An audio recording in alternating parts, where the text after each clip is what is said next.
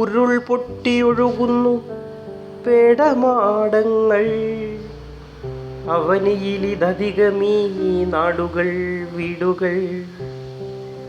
മാടവും വീടും വേറെന്നോർക്കുക. ഉചിതവണ്ണമഭയകേന്ദ്രമതുമാടം. അമിതവണ്ണമാഡംബരമതു വീട്. വീടിനായി കുന്നിടിപ്പോർ. ആരെയോ കാട്ടാൻ കല്ലെടുപ്പോർ. വികസനമത് കാഹളം ഒരു പറഞ്ഞു പറ്റീർ. ഒടുവിൽ ഉരുളത് പൊട്ടി. ഓർക്കുന്നു ഞാനാ മുടി. ഓർക്കുന്നു ഞാനപ്പാറ. ഇപ്പോൾ ഇതിന്നാട് വയനാട്. ഇരയോ പാവം മാൻപേട മാടങ്ങൾ.